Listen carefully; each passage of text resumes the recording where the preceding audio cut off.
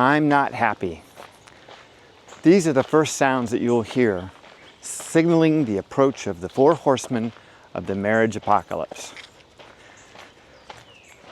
These words are usually spoken at a time when you, as a man, think everything is going just great. Usually it's in the first 7 years of your marriage. You know, the honeymoon phase might be over, but you're still things seem pretty good, you know? You seem relatively happy. I mean, all things considered, you pulled it off. You're two grown people living in the same place, under the same roof, sharing bills, taking care of business. You know, it's not perfect, but what the hell, it's working. Well, that's not good enough, my man. That is not good enough. What if I were to tell you that the seeds for your marriage's destruction were planted long before you ever met your wife? And these four horsemen of the marriage apocalypse, they are endemic to our society, our culture, and little girls start getting initiated into the cult of marriage apocalypse from a very young age. So let's talk about it. When we're children, we are told, at least here in the United States, you can be anything you want to be. And so for little boys, that means you can be a ball player. Maybe you can be an astronaut or a pilot, or maybe even the President of the United States. But for little girls, not all of them, but for a lot of them, that means they can be a princess. And I don't think that Walt Disney knew what he was doing. He thought he was just creating child's entertainment, you know, just a way for kids to have some fun, just, you know, watch a fun movie. But apparently, there's a whole field of psychology that is dedicated to studying the effects of Disney movies on the minds of young children, girls in particular. They have a romantic scale, like a romantic belief scale or something like that, RBS. But it essentially says that they ask you a bunch of questions to determine just how delusional you are. And then they ask you, how much Disney did you watch? And as it turns out, the more Disney you watched, the more delusional you are, especially for girls. Now, I'm sure some little boys fall into that trap too, you know. A lot of guys see themselves as Prince Charming. But it sets unrealistic expectations, and it plants a really negative seed for what comes next, because obviously there is no way that anyone can uphold that level of expectation when someone becomes an adult, unless you are technically a prince. Like if you're like one of those Saudi princes or something like that, and you've got big oil money, seems very unlikely that most guys are going to be able to pull that off. And most guys don't recognize that when they put that ring on her finger, what they've really done is they put a crown on her head. That's why so many women change after the wedding. So, yeah, the first horseman of the marriage apocalypse starts when they're very, very young, and that's the Disney princess thing.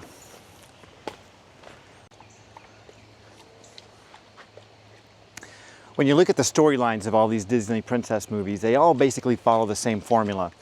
And it involves initially a lot of patience on the behalf of the future princess. She's gonna have to wait it out. She might even have to sacrifice something, like I think it was Ariel in the Mermaid movie. She gave up her voice in order to meet her guy. And then, you know, Sleeping Beauty, of course, you know, she had to, you know, go through the whole touching the spinning wheel and falling asleep and the evil spell and all that. And of course, Snow White, she had a similar thing with the, you know, the eating the apple, which has got all kinds of weird symbolism in it, but whatever. So the girl makes some kind of a sacrifice, and then she goes into this waiting mode. And then along comes Prince Charming, who's going to transform everything, make everything better. Oh, Beauty and the Beast, that's one of my favorites. So not only does she have to go into the waiting mode and she has to sacrifice, she's taken away from her family, she's put up in the big mansion, but then she's able to transform the Beast. Ooh, God, this is powerful. She transforms the beast into Prince Charming. Oh man. If you're a little girl, with your little brain, like at 6, 7, 8 years old, just sucking all this stuff up, just eating it up, you can just imagine how powerful that is on their little psyches, you know? And seeing that this love can be so powerful and transformative and so essential to the role of the princess and the plot of the story. And I can't help but think that a lot of these young girls carried this forward into adulthood in their subconscious mind. And when you stumbled across them and thought, oh, I'm going to call you princess. I've done it. I've absolutely done it, man. I have used that word out loud with a woman. Come here, princess. Oh, you're my princess. Oh, you don't ever want to make a girl a princess. But yeah, you just don't know what you're in for. These little girls, a lot of them have grown up with that idea in the back of their minds, in their subconscious mind, that propels them into their relationship thinking that you are going to be Prince Charming and they are going to be the princess. And there's going to be some kind of a transformation that occurs. And you are going to make everything better. Okay? That's a lot to put on a guy. Everything is a lot. And better is a very vague, generalized term without a lot of strict measurements. But yeah, so you are going to make everything better. That's your role. So the fact that she didn't last very long, or your marriage is starting to fall apart, or the fact that she's not happy, shouldn't be a surprise. Because probably there's a little princess in her that hasn't fulfilled the storyline in her narrative. And you, as Prince Charming, have fallen woefully short. So that's the first apocalypse. That's the first horseman of the apocalypse.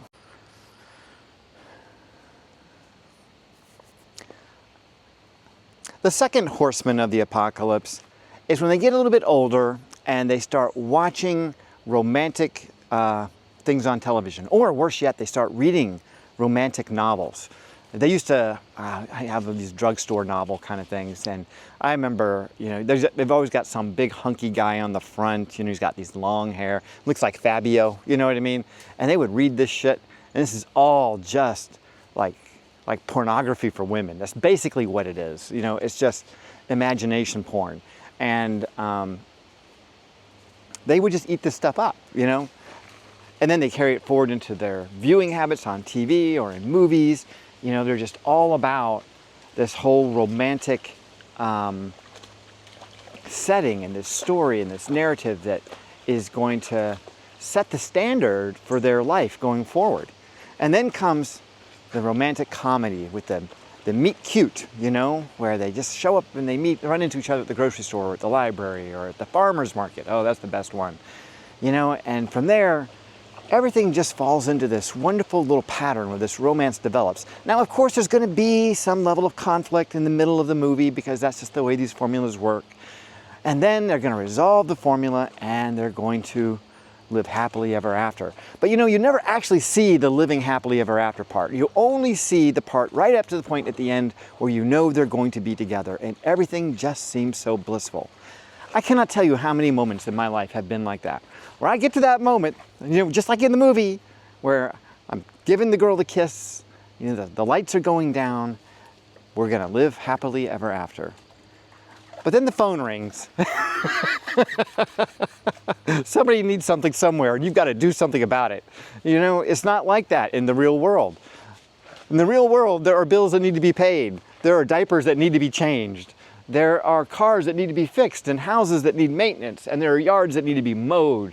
There's shit that happens. There is no fairy tale land. These girls just have this in their subconscious mind.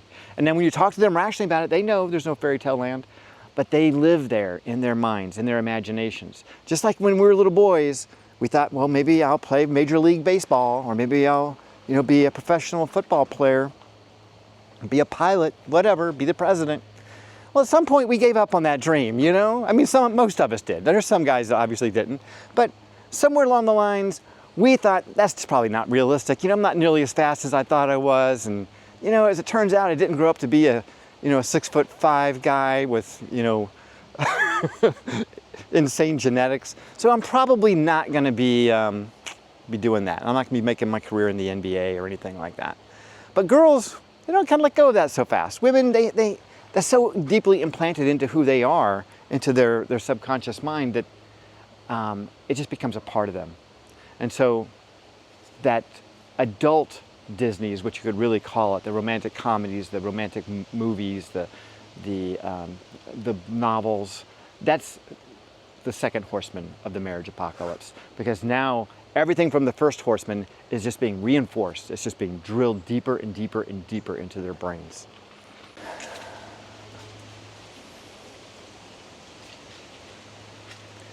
So the third horseman of the marriage apocalypse is social media. Fear of missing out now becomes the driving force in the lives of many young women. It starts when they're teenagers, obviously, but it goes into adulthood. Here, young women and girls see these highly curated visions of what other people's lives are like. Rich and famous people who are, showing how they can lavishly spend money, and they are living lives like royalty. Even the person down the street is taking that trip to the Bahamas, and they're posting those photos online, and it's creating this fear of missing out. What women want is not all the things in the world, like the cars and the houses and the jets and all that stuff. They're not necessarily as obsessed with that. What they want are all the experiences that other women want. That's what they want. And so they see these other women having these wonderful experiences, and that's what they want. They want that experience. They are jealous of it. It's envy. It goes deep. It is a driving force in their lives. And if you've married one of these women who is got that Disney thing working, she's got the romantic comedy thing working, and now she's got the fear of missing out going, your marriage is over. I mean, I don't care if she's not even said, I'm not happy yet. This is on the way. You either need to get this girl into some therapy like right away so that she can get a reality check, or if you start bringing kids in the world and you start procreating, and all these other lives are going to be impacted by this crazy woman, because she is crazy. And that's the technical term. I'm using the clinical term here. She is absolutely freaking crazy. She's got 3 of the horsemen of the marriage apocalypse that are living inside her right now. And the likelihood that one of these, or all 4 of them, are going to come for your marriage is almost inevitable. It's just a matter of time. This fear of missing out is not an imaginary thing that's created as a result of social media. Fear of missing out is an advertising technique that's been around for generations. Advertisers have known that when they're pushing a product, they want to, if possible, create a fear of missing out of their product from the general population. That's why, commercials are made the way they are. Beer commercials back in the day, I haven't watched TV in a long time, but they would oftentimes show these beautiful, sexy people playing volleyball on a beach and drinking Coors Light and just having the time of their lives. And you're like, wow, I want that. Like, I want to be that guy. Those girls are hot. He looks great. That looks like a fun time. I'd love to play volleyball on the beach with a group of great-looking people drinking beer. It's subconscious. There's a little bit of subconscious there, but there's a little bit of conscious there too. You're like, yeah, I'll do that. I'm down with that. But for women, man, it just goes so much deeper. And with social media, it's constant because you're doom scrolling. So easy to find yourself just thinking, I'll just check really quick on Instagram or on Facebook or something.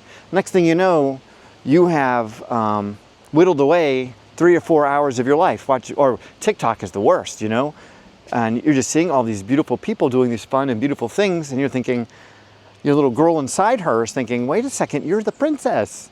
You're the princess. You should be experiencing all that stuff. You're the one. This whole world is about you. You need to be validating on social media in that way so that everyone else can see how wonderful you are.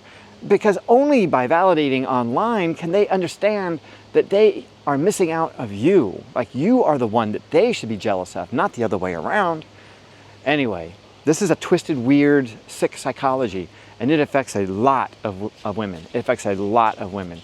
I think that social media should be seen like a drug, you know, like the same way we have restricted the use of certain drugs like heroin and cocaine and, you know, even to some degree, you know, the psychoactive drugs. Like the social media needs to have some limits on it. Like we need to regulate this stuff a lot tighter, because it's very clear to me that a lot of this stuff is really harming our society. But that's the third horseman, social media.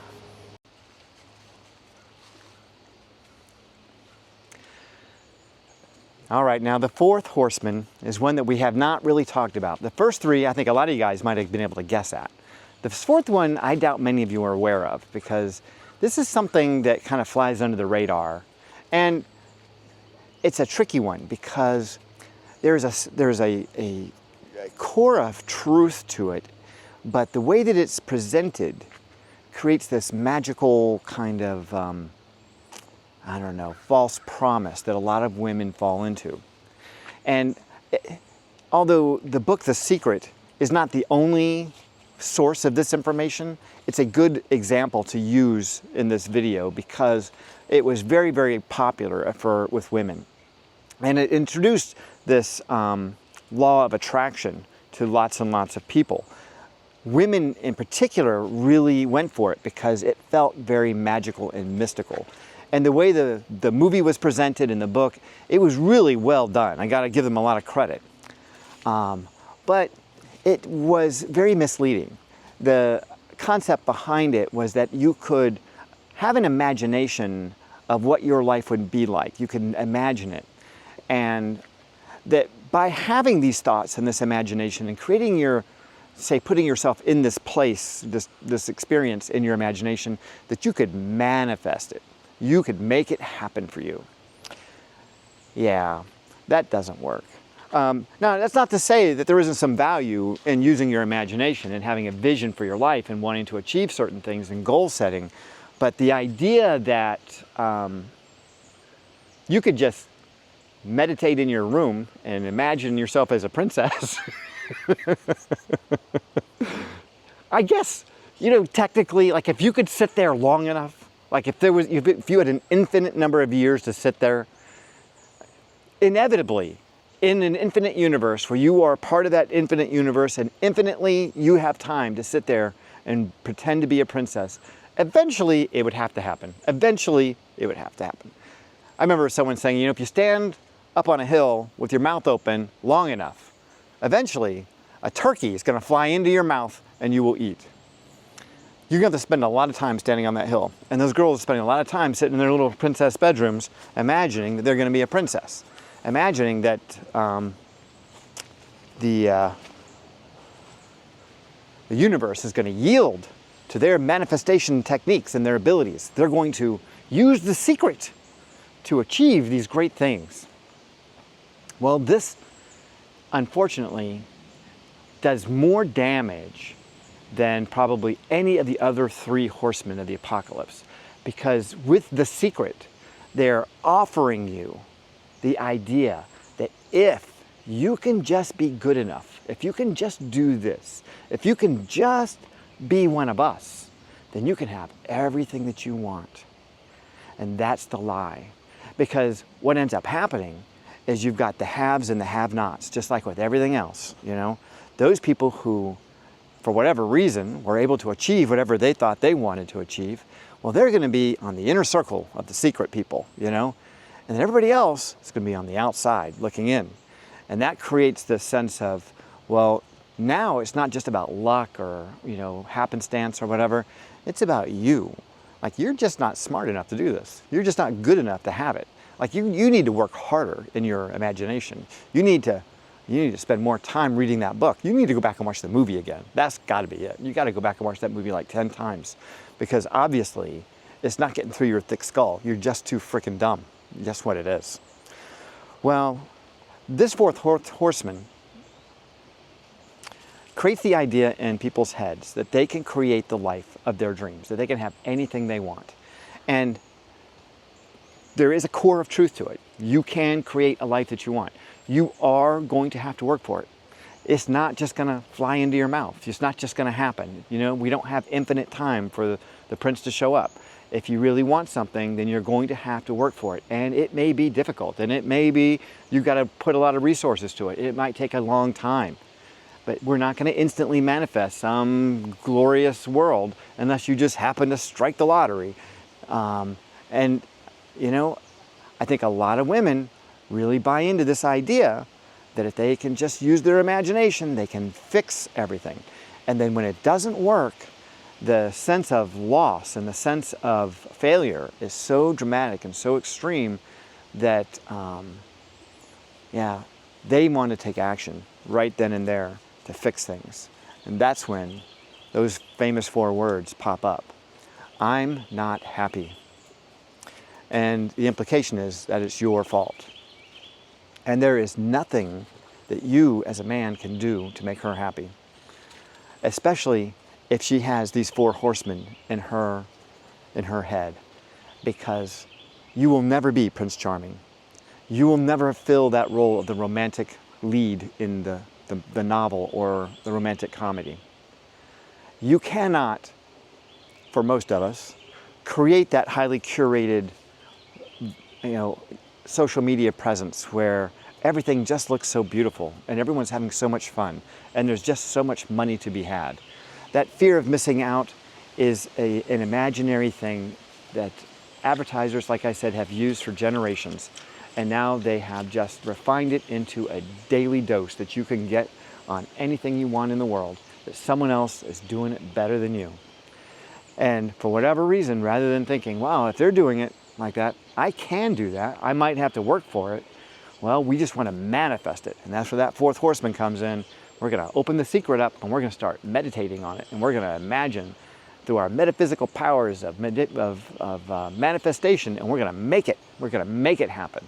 And once she's gone through those 4 and she's failed and you're still here and you're still not, you know, Prince Charming or whatever you need to be, and her life is not that of a princess, well, I'm not happy is what you're going to hear. That's 3 words. I'm not happy. Yeah, 3. I said 4, but it's 3. I'm not happy. Yeah. Yeah, you're going to get those 3 words. And she's going to leave. She's going to want to end it. So for you guys who think that you did something wrong, and this is really the whole point of this video, is that when I was going through this, I had the idea in my head that I was doing something wrong. I had failed as a man. I was not good enough. I had met the girl of my dreams. I had been completely upfront with her. I had told her everything about me. I was honest. I was sincere. I was dedicated. I had spent money. I gave myself up emotionally, psychologically. I was all in, holding nothing back. It's like going out and playing your best game and losing, you know? So on the one hand, it's bittersweet, you know, to have played your best and to have lost. It's much better to have gone that way than to have played a half-assed game and lost. But to have played your best and lost means on one hand, yeah, you did your best, so good for you. You didn't hold anything back. But on the other hand, it's like, you just weren't good enough, man. You just weren't good enough. And that's tough. That's a tough pill to swallow. Well, for you guys who have gone down that path with me, and you've been in that place where you're just thinking, yeah, I'm just not good enough. I just didn't have what it takes to be the man that she needed me to be.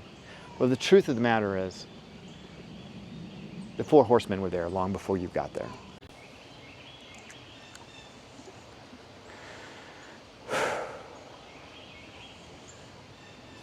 All right, you guys, that's all I got for you today. I certainly hope you've enjoyed this video and you find it helpful.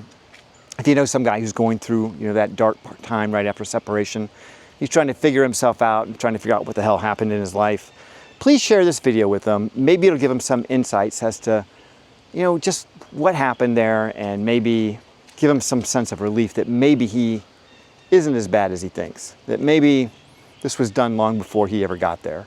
If she had those 4 horsemen in her head, there may not have been anything he could have ever done. All right, take it easy. Until next time, stay healthy, and if you can, stay single.